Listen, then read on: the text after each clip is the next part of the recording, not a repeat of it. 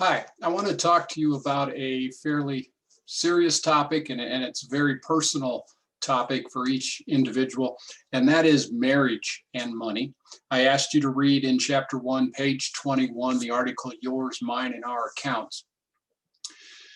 When you come into a marriage, a big question is, do we combine all of our monies? Do we have joint accounts, or do we keep separate accounts? Does the husband have their account and the spouse have their account?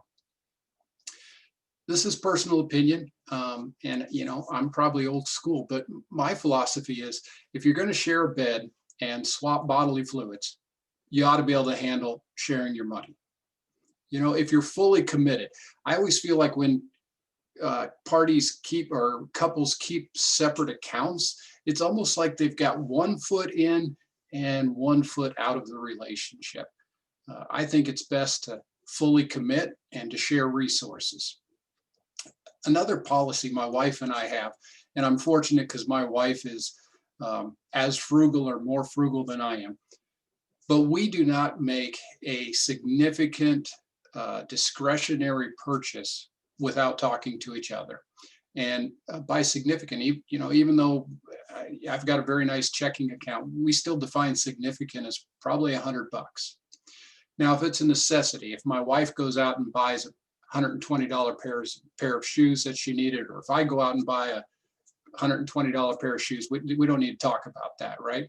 But if it's discretionary, if it's something that I want rather than I need, we talk about it. We just don't make significant purchases without talking to each other. Now, when you are talking about a second marriage, which is fairly common these days, then the question becomes way more complex and takes on a very different perspective.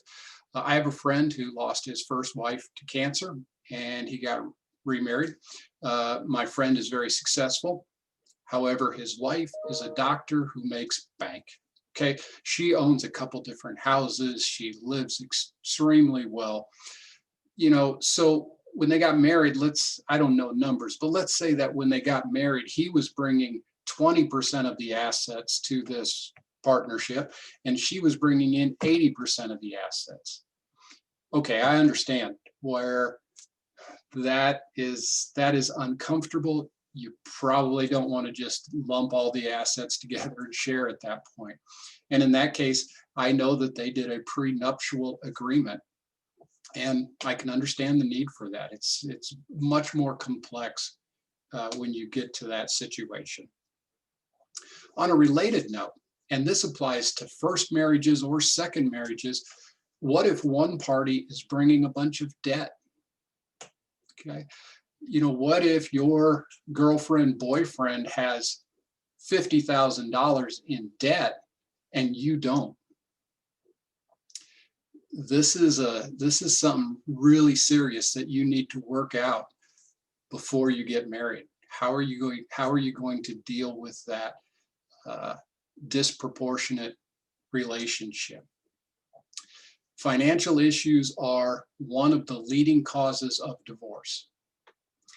So my parting message to you is you need to make sure that this party that you're getting ready to shack up with, make sure the two of you are on the same page financially, because these are critical issues. And if you are not on the same plane, that's going to put your relationship on the rocks at some point down the road. So important decisions to make. Again, it's very much your personal philosophy, but you got to make sure you work it out with the other party. Thanks.